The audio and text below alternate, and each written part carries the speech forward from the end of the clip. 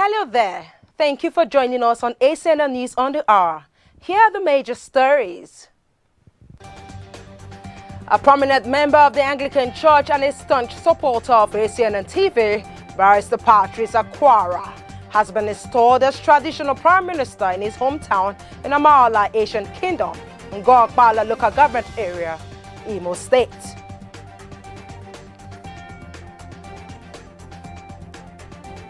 Northern Elders Forum, Bishop Matthew Cooker, Peter Obi, and others in a virtual meeting fears Nigeria plunging into another civil war.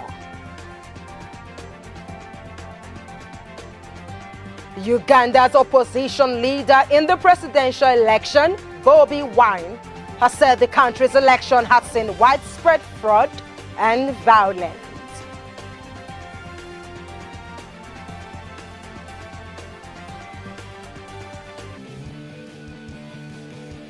And now let's take you to the news in details.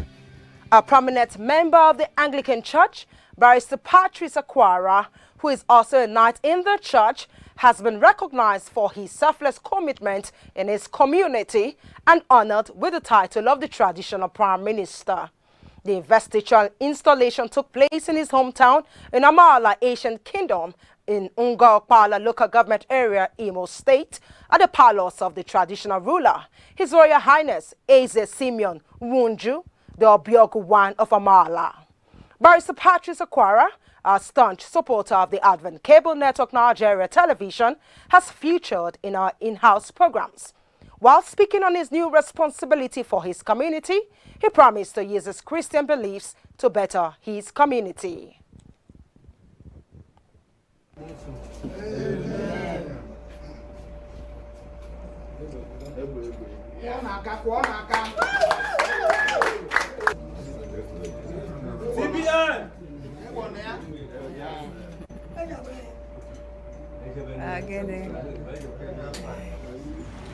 As a knight of the Anglican Church and a committed Christian, I see it as an evangelical outpost for the church. By virtue of being the traditional Prime Minister, it means that I am next to the King, and it will enhance the spiritual content. That is to say, whatever policy we'll make, whatever decision we'll make for that community, I, as a Christian and as a committed member of the church, will bring a spiritual content into those policies. So we are beginning to shift from the olden days tradition, which does not have any godly content, to a modern day where Christian principles, Christian ethos will be involved in our traditional setting. And that is exactly what the Bible says, that in the latter days, the knowledge of God will fill the whole earth as the waters cover the sea. A leader of the Yoruba socio-political group, Afenifere, Chief Ayo Adebanjo, has urged the Catholic Bishop of Sokoto Diocese, Matthew Cooker, to continue speaking truth to power. Adebanjo also advised the regime of the President Muhammadu Buhari to listen to Cooker because he has noble intentions. He spoke at the second Never Again conference, 51 years after Nigeria-Biafran civil war, organized by an Igbo think tank group. Cooker has been in the news of late for lampooning the Buhari regime over its failure to secure lives and property in the country. The cleric, in his December 25th message, had also accused the president of nepotism, one which riled some nerves, especially in the camp of the pro-Buharist. A Sokoto-based group, the Muslim Solidarity Forum, had subsequently asked Cooker to vacate the state or tender an apology over his comments on Buhari and Islam. But the presidency said though Cooker offended many with his anti-Buhari remarks under the Nigerian laws, groups or factions must not give quit notices to anyone, but must tolerate religious and ethnic differences. Adebanjo said Cooker has good intentions and urged the elite as well as the pro-Buharist to listen to his observations, adding that Nigeria must realize the past to be able to correct the mistakes of the present. the Afenifere leader further spoke on the 2023 presidential election, noting that no part of the country has the exclusive right to Aso Villa. Meanwhile, a former governor of Anambra State, Mr. Peter Obi, the Catholic Bishop of Sokoto Diocese, Marty Cooker, and the Northern Elders Forum have said that Nigeria was repeating its mistakes that led to the Civil War, which lasted from July 6, 1967 to January 15, 1970. Speaking at a webinar, they cautioned that unless something urgent was done, the aftermath of the ongoing injustice, poor governance, and leadership failure in the country would be worse than what was experienced during the Civil War. The online conference with the team, the second Never Again conference, 51 years after the Nigerian-Biafran Civil War, was hosted by Nzoko Umuna in partnership with Ovation International and Njenje Media, while a prominent economist, Professor Pat Utomi, was the chairman planning committee.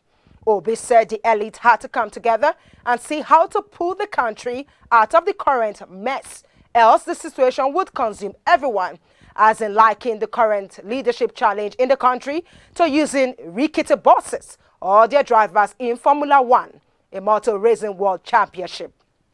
Kuka, who was the keynote speaker, explained that Nigeria had yet to learn any lesson from the Civil War, adding that the frustration and feeling of injustice by a section of the country after the war were still rife till today, despite Gowon's "no victor, no vanquished" statement.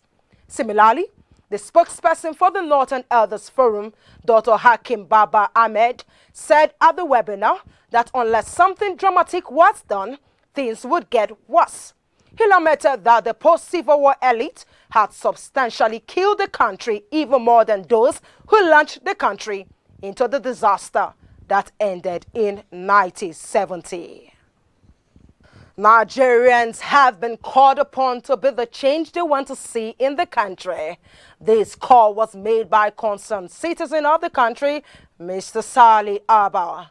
Speaking with One Elgachukwu in Abuja, Mr. Abba believes that religious leaders can also foster the desired change by teaching their congregation to do the right things. He stressed on the importance of people having the right attitude and behaving well towards one another. I can be the change in Nigeria by changing my own attitude towards other people, towards uniting the country, towards my actions, that I will do things that will make people feel, yes, this is a Nigerian. Those are some few things that I will tell you. And if our community leaders and our pastors, our imams in the church preach to our people, this is what you should do, that is right to promote the country and make the perception of people see Nigeria as a good country. That's what it is. We don't have any other country except this country, Nigeria. So we have to do things that by changing our own attitude towards our neighbor, my driver, my friend, my cook, my junior sister, my brother.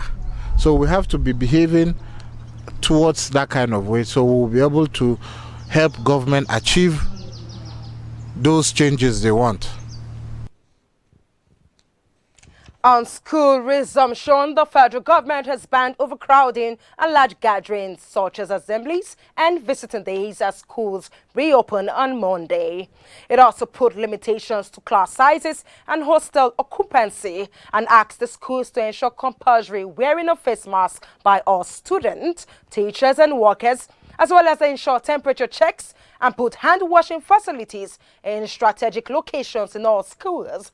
The government also asked the school authorities to ensure constant supply of water and sanitizers and make available functional health clinics with facilities for isolation and transportation of suspected cases to medical facilities. The Minister of Education, Malam Adamu, gave the conditions in a statement by the Director of Press in the Federal Ministry of Education, Ben Gang. According to him, the decision to maintain the resumption date is the aftermath of extensive consultation with relevant stakeholders, including state governors, commissioners of education, proprietors, and heads of institutions staff unions, and students.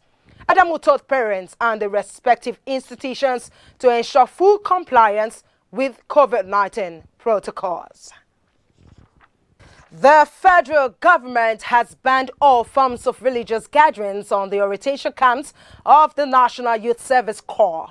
NYC Camp Safe Reopening Project lead, Dr. Oyeladun Okuromade, stated this at a sensitization webinar for the 2020 Batch B Stream 2 Corps members. The event, with the theme, Protecting the Health of the Nigerian Youth, Safe Reopening of NYC Orientation Camps, also had in attendance the Director General of NYC, Brigadier General Shaibu Ibrahim, as well as the Director General of the Nigeria Center for Disease Control, Dr. Chikwe Ikekwazu.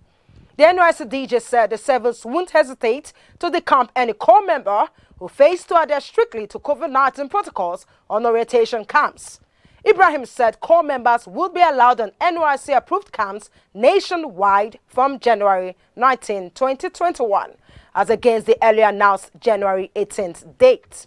Also speaking, Okuromade said corps members would resume 200 daily and would be tested for COVID-19 upon getting to NYC camps. And still ahead on the news, a look at the Uganda's general election as the opposition leader alleges widespread fraud and violence. More stories coming from Brazil and Indonesia, and of course, a look at major events in the year 2020. Coming your way after this break. Diocese of Niger Delta North Anglican Communion invites you to her Port Harcourt Citywide Crusade 2021. Theme: Free Indeed. John chapter 8 verse 36. Ministry: Right Reverend Timothy Yahaya, Right Reverend Foreman Nedison, and Reverend Dr. Umar Upai. Date: Monday 18th to Sunday 24th January 2021. Time: 5 p.m. daily. Venue: St. Paul's Cathedral, Jobu by Garrison on Aba Road. Ministry songs: Chioma Jesus, Freke Umo, Evangelist Nehemiah, Miracle Walter, the Diocesan Band and Choir. Chief Host: His Lordship Right Reverend Wisdom Budu and Mrs. Mercy Oluchi Ihunwo, Lord Bishop and wife. Join the live streaming portal at www.dndnanglican.org.ng. Watch via Facebook at Anglican Communion DNDN. In Christ we are free indeed. Be there. Jesus Christ is Lord forever. I have made you a light to the Gentiles, to bring salvation to the farthest corners of the earth. Acts 13:47. As we build on the missionary foundations of our fathers in faith, the Church of Nigeria Anglican Communion announces the dedication of Bishop Samuel Ajayi Crowther Memorial Center, Oshogun, Isheyin, local government area of Oyo State, by the Primate Church of Nigeria Anglican Communion, His Grace the Most Reverend Henry Chukwudum Ndukuba, in honor of the first African Anglican bishop and missioner, late Bishop Samuel Ajayi Crowther. Date: January 20th, 2021. Venue: Oshogun, Oyo State, Nigeria. This center will house a museum, library, and will also serve as the Church of Nigeria Missions Training School, a launching pad for global missions. Announcer: the Venerable Dr. Paul Dajo, General Secretary, Church of Nigeria Anglican Communion. Timberlock Wood Preservative has deep penetration on wood that makes the wood well protected, ageless, and reusable. Timberlock has a superior recognition on wood preservation. It is user-friendly and easy to apply. Each drop of Timberlock Wood Preservative, properly applied on any wood, will keep termites and other wood insects gone forever. Timberlock Wood Preservative, the wood preservative brand leader in Africa. Follow us on all our social media platforms at Timberlock Africa or visit www.timberlockmfg.com. Timberlock Wood Preservative, the wood preservative brand leader in Africa. Thank you for staying tuned. If you're just joining us, you're watching the news on ACNNTV. For more on our top stories, please visit our website at acnntv.com or our social media platforms on facebook.com or youtube.com/ACNNTV. To be up to date with our news and other programs, download the VM Africa app from Android and iOS stores. And you can also advertise your goods and services on ACNNTV. Moving on, Uganda's opposition leader, Bobi Wine, said the country's election had seen widespread fraud and violence as votes trickled in Friday under an internet blackout. The 38-year-old former pop star turned MP did not give details about his accusations, which contradicted the government account that Thursday's vote had been largely peaceful. The internet remained down for a third day as vote counting continued, with provisional results from 24% of polling stations giving President Yoweri Museveni an early lead of 65%, while Wine trained with 27%. The capital, Kampala, was quiet and some businesses remained closed, while soldiers and police patrolled on foot the day after the election. Full results are expected by Saturday afternoon. Museveni is seeking a sixth term in office, having ruled for almost 4 decades, and his main rival among 10 opposition candidates is Wine, whose popularity among a youthful population has rattled the former rebel leader. A hospital in the Brazilian city of Manaus have reached breaking point treating COVID-19 patients amid reports of severe oxygen shortages in Amazonas state has seen a surge of deaths and infections as health professionals has warned that many people could die due to lack of supplies and assistance. Meanwhile, Brazil has recorded more than 205,000 virus deaths, reaching the second highest tally in the world, behind the US, and a new coronavirus variant has recently emerged in Brazil, seeing travelers arriving from Japan traced back to the Amazonas region. Reports said Amazonas suffered heavy losses in the first wave of the pandemic, but it has also been badly hit by a new rise in infections, and refrigerated containers were brought to hospitals to help store bodies when authorities declared a state of emergency. In Manaus, some hospitals had run out of oxygen, with some centers becoming a type of suffocation chamber for patients. A powerful earthquake rocked Indonesia's Sulawesi island, killing at least 34 people, leveling a hospital, and brutally damaging buildings.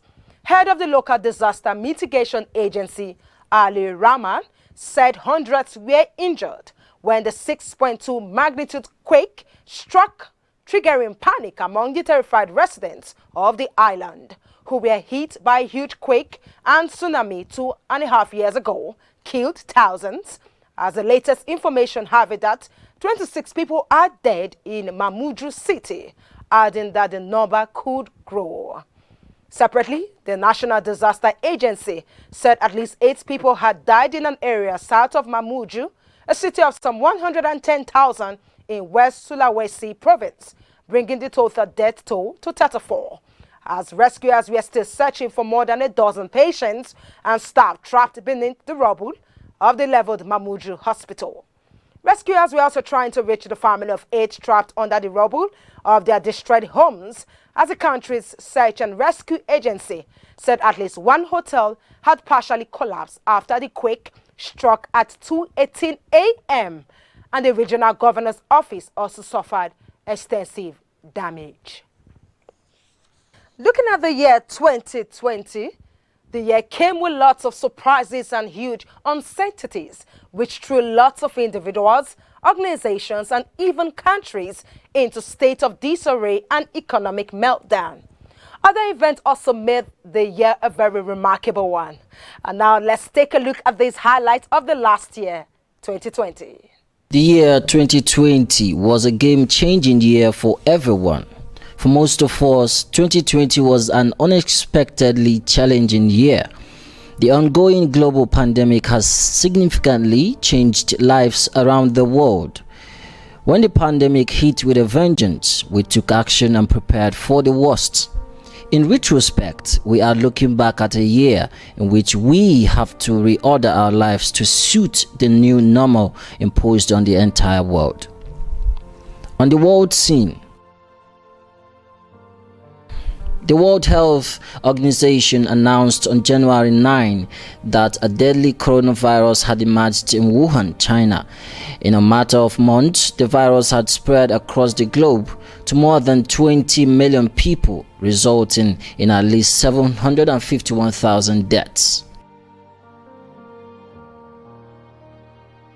Joe Biden became the 46th President of the United States of America on November 7, 2020, defeating President Trump with a critical assist from his birth state, Pennsylvania, which delivered the votes to propel him to victory and end one of the most contentious elections in recent memory. On Nigerian scene, as we all know, the respiratory illness that can spread from person to person, called the coronavirus disease, COVID-19, caused a global meltdown on economies, and Nigeria was definitely not an exception. Nigeria's economy was also crippled by external factors, as the coronavirus pandemic resulted in a near total shutdown of economic activities around the world. The Academic Staff Union of Universities, ASU, embarked on a strike action in March 2020 following its disagreement with the federal government of Nigeria over the funding of the universities and implementation of the Integrated Payroll and Personal Information System, IPPIS, which, according to the union, negates the autonomy policy for the universities. However, in December 2020, Academic Staff Union of Universities and Nigerian federal government finally agreed on major issues that would lead to the termination of its 10-month-old strike. The police extrajudicial killings, which saw thousands of young Nigerians take to the street protesting for the disbandment of the notorious police unit, SARS, that have been accused of kidnapping, murder, theft, rape, torture, unlawful arrest, humiliation, unlawful detention, extrajudicial killings, and extortion of Nigerian citizens.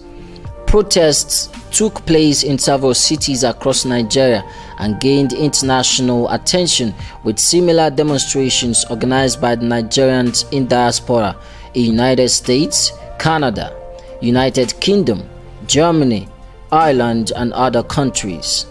The hashtag #EndSARS became the #1 trend on social media and also sparked reactions from public figures.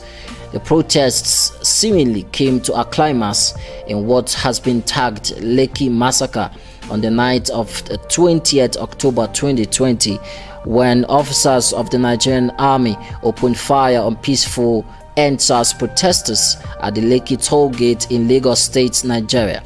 Amnesty International stated that at least 12 protesters were killed during the shooting.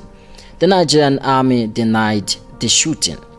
A month after the incident, on Saturday, 21st November, in response to the fallout of a CNN documentary on the shooting, the Nigerian Army admitted to the Lagos Judiciary Panel of Inquiry into the shooting that it had deployed its officers to the toll gates with both live and blank bullets. Church of Nigeria scene. The Church of Nigeria's new primate was installed in March 25, 2020 in the person of the Most Reverend Henry Chukwudum Ndokoba. It was a low-key service, and many of the events planned to mark the retirement of the outgoing Archbishop Nicholas Oko and welcome the new Archbishop were suspended or postponed because of the COVID-19 pandemic. The Church of Nigeria Episcopal Retreat held in July at St. Matthias House, National Secretariat, Gudu District, Abuja.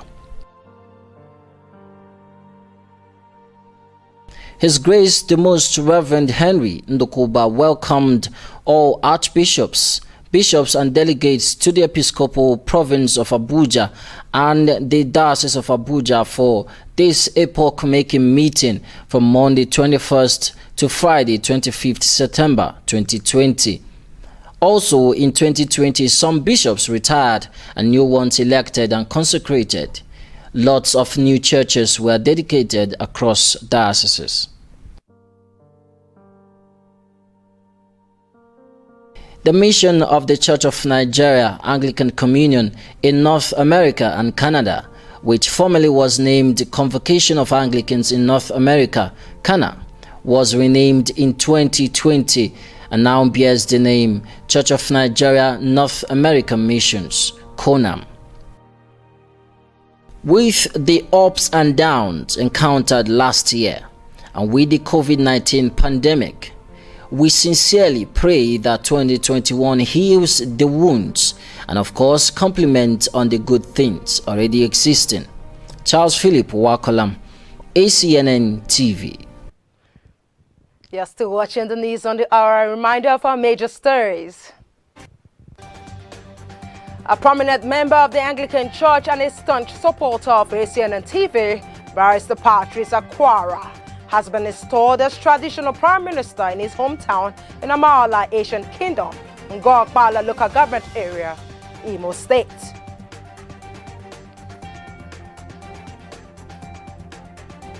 Northern Elders Forum, Bishop Matthew Cooker, Peter Obi, and others in a virtual meeting fears Nigeria plunging into another civil war.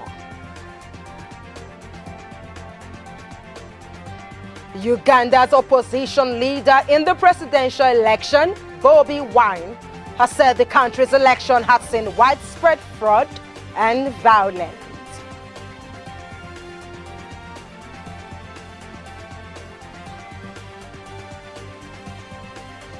And with that, we draw the curtain for this edition of the News on the Hour.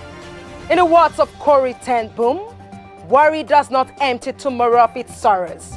It empties today of its strength. My name is Phoebe Agireyu. Have a beautiful weekend and God bless.